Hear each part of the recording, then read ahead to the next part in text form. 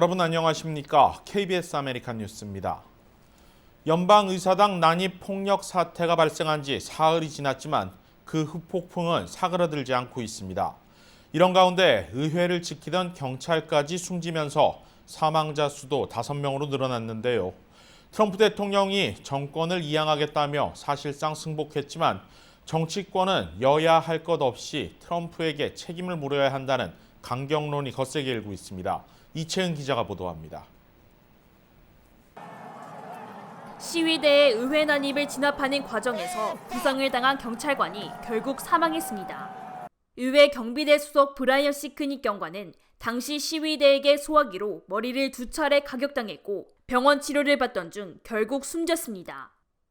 이로써 의사당 난입 사태로 숨진 이들은 모두 5명이 됐습니다. 앞서 시위대 여성 1명은 의사당 안에서 경찰의 총격으로 숨졌고 다른 3명은 의사당 외부에서 심장마비 등의 이유로 사망했습니다.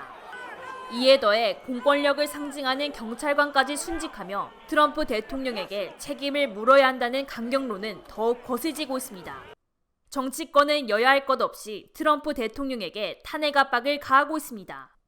민주당은 오는 11일 탄핵안을 패스트트랙 방식으로 발의할 계획이라고 발표했습니다. 패스트트랙 방식으로 추진되면 수일 내로 탄핵을 위한 투표 절차가 시작될 수 있습니다. 취임식 전까지 트럼프 대통령의 탄핵을 현실화시키겠다는 목표입니다. 이미 제리 네들러 하원 법사위원장을 포함한 민주당 하원 의원 150여 명이 탄핵안의 서명을 끝마쳤습니다. 탄핵 사유는 반란 선동, 국민의 안전을 위협했다는 이유입니다.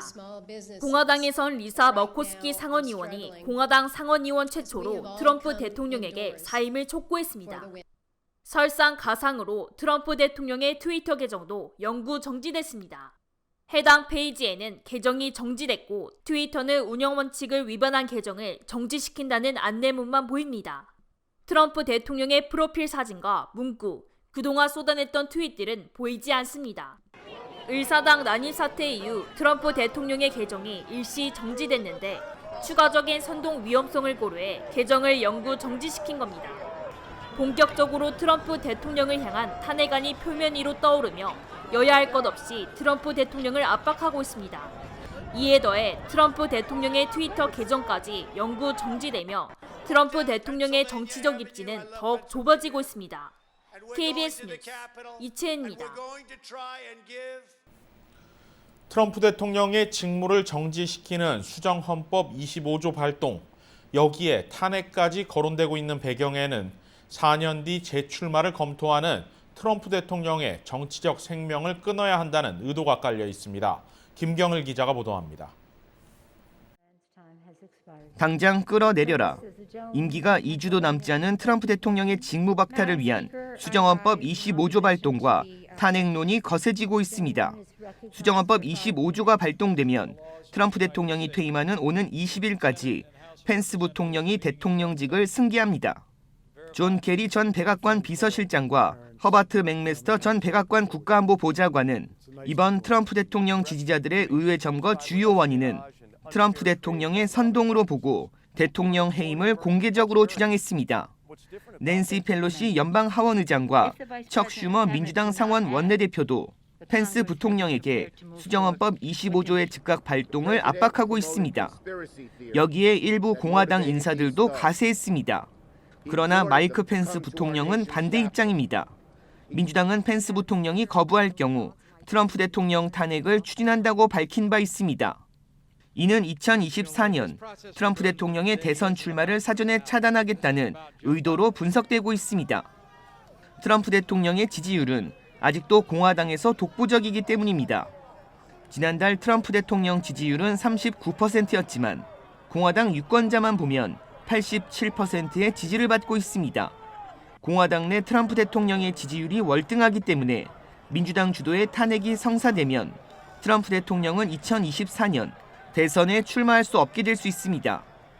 탄핵 가결은 상원 3분의 2가 필요하고 탄핵 후 공직 취임 안건으로 과반 찬성을 얻으면 확정지을 수 있습니다. 상하원은 민주당이 장악했고 차기 대선 주자로 트럼프 대통령에 대한 우려가 적지 않은 공화당의 관심이 커지면서 실현 불가능한 일도 아니라는 분석입니다. 그러나 톰 리드 공화당 하원 의원은 트럼프 대통령 지지자 수백만 명이 분노한 상태라는 것을 잊지 말아야 한다며 역풍을 경고했습니다. KBS 뉴스 김경일입니다. 수요일 연방의사당 난입 폭력 사태 당시 의사당 인근 지역에는 폭탄까지 설치됐던 것으로 확인됐습니다. 연방수사국이 폭탄을 설치한 용의자를 공개 수배하고 나섰습니다. 회색 스웨터에 달린 모자를 뒤집어 쓰고 검은 장갑에 얼굴은 마스크로 가린 채 가방과 같이 생긴 물건을 들고 가는 이 남성. 연방수사국이 오늘 공개 수배한 폭탄 설치 용의자의 모습입니다. 앞서 지난 수요일 폭력 사태 당시 경찰은 모두 2개의 파이프 폭탄으로 의심되는 물건 2개를 발견했는데 한 개는 민주당 전국위원회, 또 다른 하나는 공화당 전국위원회 당사 앞에서 발견됐습니다. 수사당국은 당일 의사당 인근 지역에서 테러 범행에 사용될 무기가 담긴 차량도 발견했습니다. 차량 내부에는 아이스박스 속에 장총과 화염병이 담겨져 있었다고 전했습니다. FBI는 사진과 함께 필요한 정보를 제공하는 제보자에게 $50,000의 현상금도 내걸었습니다. 트럼프 대통령이 오는 1월 20일 조 바이든 대통령 당선인의 취임식에 불참할 뜻을 밝혔습니다. 트럼프 대통령은 오늘 트위터 계정에 글을 올려 자신은 1월 20일 취임식에 가지 않을 것이라고 공식적으로 밝혔습니다. 또 앞서 올린 또 다른 트위터 글에는 미국 우선주의가 앞으로도 오랫동안 유지될 것이라고 주장했습니다. 현재로선 트럼프 대통령은 취임식 하루 전날 백악관을 떠나 자신의 거처가 있는 플로리다로 향할 것으로 보입니다. 역대로 전직 대통령이 차기 대통령의 취임식에 참석하지 않은 건 모두 4차례 있었습니다. 존 애덤스 대통령이 2차례, 앤드류 존슨 대통령이 1차례 불참했고 워터게이트로 사임한 닉슨 대통령 역시 취임식에 참석하지 않았습니다. 반면 마이크 펜스 부통령은 취임식에 참석할 것으로 알려졌습니다. 또 조지 W. 부시 등 전직 대통령들 역시 모두 이번 취임식에 참석할 예정입니다. 미국에서 코로나19로 인한 하루 사망자가 4,000명 선을 넘어서며 최고치를 또다시 경신했습니다. 뉴욕타임즈는 어제 하루 코로나19 사망자 수가 4,000명을 웃돌며 또다시 사상 최고치를 기록했다고 보도했습니다. 누적 코로나19 사망자 수는 36만 5,400명을 넘어섰다고 전했습니다. CNN 방송도 존스 홉킨스 대학 통계를 인용해 미국의 하루 코로나19 사망자 수가 4,051명을 기록했다고 보도했습니다. 월드오미터 집계는 이보다 더 많은 4,207명의 사망자 수를 기록했습니다. 앤서니 파우치 국립알레르기 전염병 연구소 소장은 연말 연휴 기간 여행과 모임 등으로 인해 1월 상황이 더욱 악화될 것으로 진단했습니다. 이처럼 걷잡을 수 없는 코로나 확산세에 캘리포니아주 보건당국은 여행 규제 강화 조치를 내놓았습니다. 가주 보건당국은 지난달 발령된 여행주의보 권고사항을 개정하면서 집으로부터 120마일 떨어진 곳으로 여행 가는 것을 자제할 것을 권고했습니다. 만약 LA 카운티 거주민이라면 남가주 이외 지역으로 벗어나지 말 것을 권고한 것으로 애리조나나 네바다 등 인접한 타주로의 여행도 금지했습니다. 보건국은 타주 거주민이 캘리포니아를 방문하는 것도 제한했는데 긴급한 의료 서비스나 필수적인 여행, 출장 등은 예외로 뒀습니다. 이번 조치 강화는 최근 미국 내 변이 바이러스가 확산되고 있는 것을 막기 위한 목적입니다.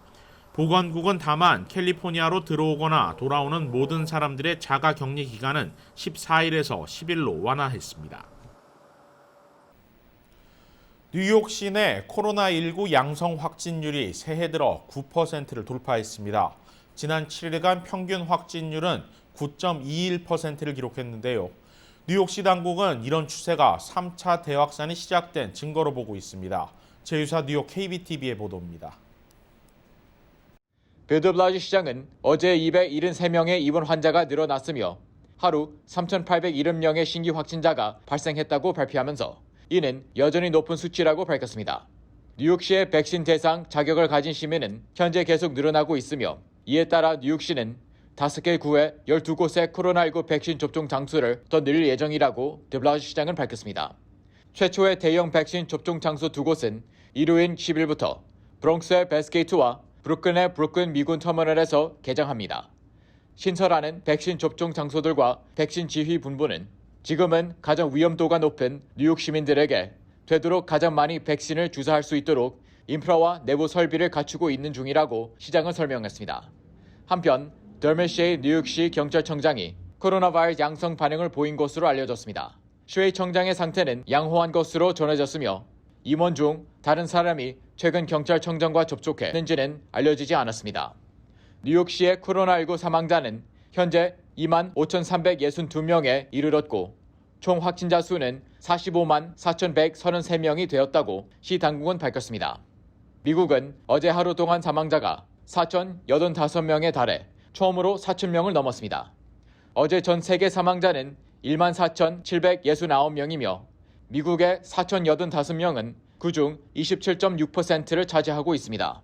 KBTV 뉴스 이창환입니다. 코로나 팬데믹 이후 실업수당 사기 신청이 늘어나고 있는 가운데 급기야 캘리포니아 주정부가 사기가 의심되는 140만여 개의 실업수당 지급을 일시 중단했습니다. 캘리포니아 고용개발국 EDD는 직장을 잃어 실업수당을 청구한 신청자들에 대한 조사를 벌인 결과 350만 건에 달하는 신청이 사기인 것으로 추정된다고 밝혔습니다. EDD는 이 가운데 200만 건의 자격을 박탈시켰고 나머지 140만 건에 대해서는 실제 일자리를 잃었는지 진위 여부를 파악할 때까지 지급을 유예한다고 밝혔습니다. EDD 측은 이와 동시에 부실한 시스템 문제로 인해 잘못 지급된 40억 달러 이상의 신분도용 사기에 대한 조사도 착수했다고 밝혔습니다. 캘리포니아는 코로나 팬데믹이 본격화된 지난 3월 이후 1,600만여 건의 실업수당 청구를 처리했는데 시스템 부실에 더해 몰려드는 청구 건수를 감당하지 못해 상당수의 실업수당이 사기 피해로 지급됐다고 밝힌 바 있습니다.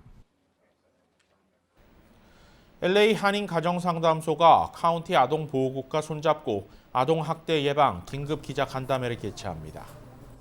이번 간담회는 특히 아시안과 한인들의 아동학대 피해 사례와 통계, 아동학대 의심 신호와 신고 방법, 이후 제공되는 서비스들이 소개될 예정입니다. 가정상담소 측은 특히 코로나19 대유행 이후 상담소로 들어오는 아동학대 피해 신고 건수가 절반으로 줄어들었다며 소리 없이 고통받는 아이들이 늘어나고 있다고 밝혔습니다. 간담회는 다음 주 월요일 오전 11시 온라인 줌 미팅을 통해 열리며 상담소와 카운티 아동보호국 전문가들이 참여합니다. 해당 미팅에서는 한국어 통역도 제공됩니다. LA 지역 정치와 스포츠계를 대표했던 2명의 탐이 잇따라 타계하며 LA 지역 사회가 애도하고 있습니다. LA 다저스는 오늘 공식 트위터를 통해 타밀 라소다 전 다저스 감독이 93세를 일기로 세상을 떠났다고 밝혔습니다. 라소다 전 감독은 어젯밤 갑작스러운 심폐정지로 인근 병원으로 후송됐지만 10시 57분 숨을 거뒀습니다. 라소다 감독은 1976년부터 96년까지 20년 동안 다저스를 이끌며 2차례 월드시리즈 우승을 이끌어냈습니다. 다저스 부사장과 특별 고문을 맡으며 계속 다저스와 인연을 맺어온 라소다 전 감독은 오랜 기간 팬들에게 사랑받으며 메이저리그 명예의 전당까지 헌액된 바 있습니다. 한편 오랜 기간 LA 지역 정치인으로 활동해온 탐 라본지 전 사지구 LA 시의원도 향년 67세를 일기로 어제 세상을 떠났습니다. 라본지 전 시의원은 어젯밤 갑자기 심장마비를 일으켰고 신고를 받고 구조대가 출동했지만 끝내 깨어나지 못한 것으로 알려졌습니다. 한인타운을 비롯한 사지구 시의원을 14년 동안 역임해왔던 탐 라본지 시의원은 한인사회에도 매우 친숙한 인물로 특히 그리피스 공원을 지역 명소로 만드는 데 크게 기여한 인물입니다. 연임 제안으로 2015년 지역구에서 물러난 이후 한인 데이빗 리 후보가 시의원에 당선되기도 했습니다. 가세티 LA 시장은 가장 열정적인 지역 정치인이자 친구를 잃었다며 깊은 애도의 성명을 발표했습니다. 오늘의 주요 단신입니다.